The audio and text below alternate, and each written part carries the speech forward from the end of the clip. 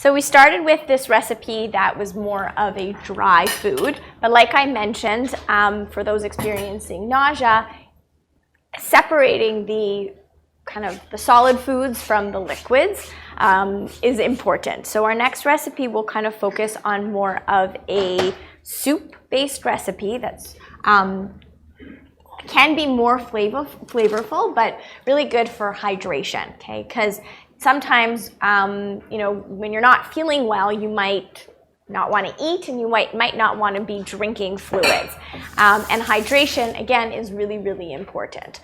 So when we talk about hydration, a lot of times the first thing that might come into your mind is having water, so about 2 liters per day. But it doesn't only have to be water. It can be a soup, a smoothie, any type of juice or milk alternative. So we're gonna focus on kind of making something that you could always have in the fridge or the freezer to help hydrate.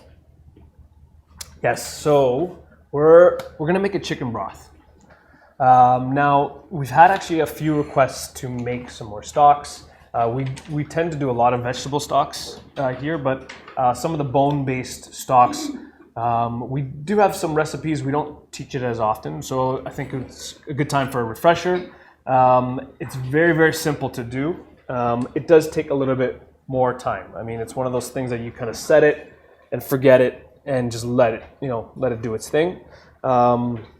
And especially for this, we're going to be using some aromatics, some different vegetables and ingredients that will have a lot of aromas. But there's ways that you can prepare and cook to try to keep some of those aromas down in the household, which is important. Because that is one thing that a lot of people who do feel nauseated, any type of those smells can actually trigger it to become worse.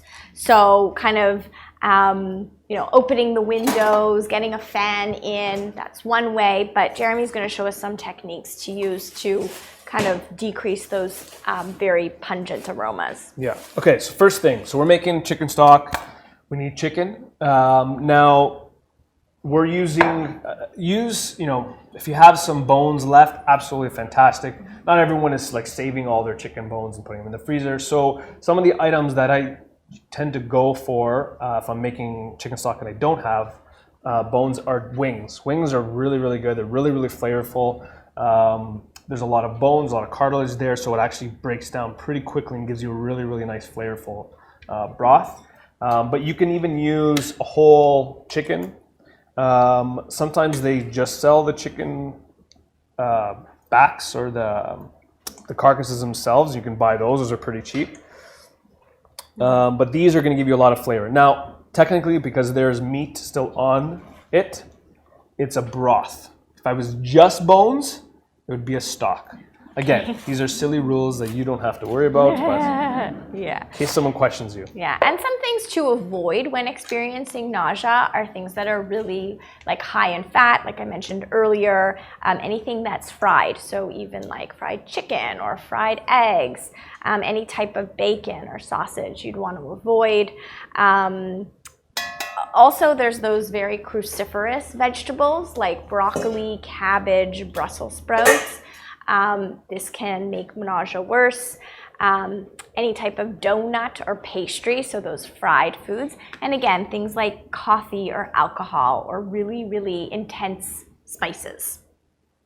So you can see the bones in here. If you're looking on the screen, it's where the blue arrow is, obviously. And we're going to add some aromatics now. Again, traditionally carrot, onion, celery. But if things like onion and garlic, which can be pretty pungent, even with a closed lid, even if that smell can be a little bothersome, then those are things that obviously you can omit. Right, and we're not eating these things too. We're not eating them, no, but you will still smell them and get the aroma. Yeah, so you can leave those out and then maybe go for the milder ones like celery, carrot. Those will work really well. Okay, so we have the chicken wings. In here we have some aromatics, so carrot, celery, onion. If you want to add some herbs, I usually go with bay leaf and thyme. Again, these are optional items. Garlic, I usually throw a whole head in there, have it. Again, the aroma is going to be pretty strong, so if you need to omit it, absolutely, you don't have to add that. And then I usually like adding a piece of ginger, a nice chunk of ginger in there as well. Like Stephanie mentioned, I know you're going to talk about this more, how it can help with nausea, but even just from an aromatic and flavor standpoint, it's going to add a lot to the chicken stock. So put that in there, and then we're going to put it on stovetop, cover it with water, gently do this. You don't want any splashback coming out of the pot. And we're gonna add enough water just to cover. And I always start off with cold water and just let it heat up together. You can add a little bit of salt now. I might start off with just a little bit, and then I'll season to taste after at the end. And then you want to bring it up to a boil. Once you start to see little bubbles, then you can put a lid on, reduce the heat to low, and let it simmer. Now, if you're okay with the smells, I mean, you can leave the lid off and it will reduce a lot faster. But for aroma and for nausea, it's a good idea to try to trap as much of the aroma as possible, or the smells as possible. So we usually go with the lid on. This also helps to break down the chicken a little bit faster as well. If you have a pressure cooker, so I actually used an Instapot for the first time yesterday.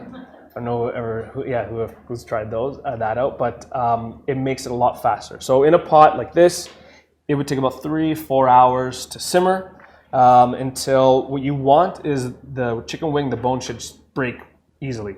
That's what you want. I know with some pressure cookers, I know the Instapot, it's a lot faster. It takes like 90 minutes. So if you do have one, it just makes the job faster, but otherwise the exact same thing. Let it go until the bone starts to break apart. And that's it. And you want to strain everything out, and you will have a nice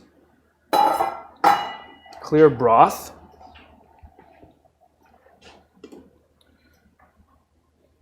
Now I put some carrots back into mine, but again, when I was talking about the different stages, what's recommended at the first stage is just a clear broth and closer to room temperature, correct? Yes, that's a good point I was going to say. So having foods at cold or room temperature actually helps manage nausea or control it, because those hot foods have, like, the aroma, the smell is more released. So that can actually make nausea worse. Yes.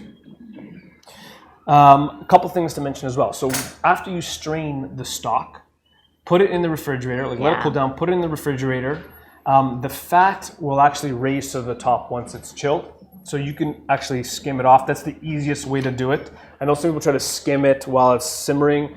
It's a pain that way. So you can just, the congealed fat on the top, you can just skim that off. So that's a great way to remove that. And then that's it. Then you can freeze it. And it's really, really easy to freeze. It lasts a really long time. And it's a good way to add to your different soups, your different dishes. So that's the broth on its own. That's sort of the stage one. I'm adding a second little part in there. Again, looking at some of the starchy items that will help with the stomach. Keeping it pretty simple, pretty neutral. We're gonna make some breadcrumb dumplings. I call them breadcrumb gnocchi, but that's just like an Italian dumpling. Really, really easy. We're using breadcrumbs, so we're not actually using flour. And a couple eggs. Now again, this is a rustic recipe. This probably came out of necessity when you just had stale bread. You probably didn't even have flour, and you needed to create, something to fill you up in the soup. But it does just that. It's, nothing fancy by any means, but it does add a little bit of that filler to the soup. So 2 eggs. And Steph, can you grate some Parmesan cheese? Yes, let me wash my hands. All right, thank you. So we're going to grate some Parmesan cheese in here. Again, can flavor it or leave it very neutral. But I'm gonna add a little bit to that. You can add some dry or fresh herbs as well. So this is just parsley, some fresh parsley chopped up. Add that in. Oh yeah, go for it. So You're easy. Good, you're good. Yeah. Usually you might be worried about letting the dietitian grate the cheese in, but Right. No, this one's got it. she's good. I got it. She likes cheese. I love cheese. Got good flavor. Awesome. All right. Perfect. And maybe just a pinch of salt, and that's it. And we'll whisk the eggs and just make everything sort of come together. Yeah. And again, this is almost like a spätzle would be another version where it's very, very rustic. Yeah. So see how it sort of comes together like this? And then you can either roll them into like tiny little dumplings or little meatballs, or to make them even quicker. Whoa. Try not to drop from a height. You can just sort of knife little pieces off. And is that boiling water? Or? Yeah, so this would be like kind of simmering. Right. And this would be, again, really rustic, more like a spätzle style. And you just knife off these little pieces or these little dumplings, and it'll start to float to the top. And it almost creates, throwing a lot of Italian words out here today, like a stracciatelle, which is like an egg soup. So it's creating this sort of egg and bread, texture in there. Again, not the prettiest thing, but it's going to add a little bit more flavor, and it's going to add a little bit more starch. Yeah, when you're feeling better. Yeah. And the other thing is just kind of thinking about, what are your favorite foods, and trying to just, I'm not saying avoid them, but, save them for when you're feeling better, because you can kind of, if you're feeling nauseous and you eat something that you really, really like, it could cause a negative association, right? So kind of just saving those ones for when you do feel better. Maybe a little bit more parm on top, but that's it. So that's our chicken broth with bread dumplings, or breadcrumb dumplings. Breadcrumb dumplings. Yeah, awesome. Good.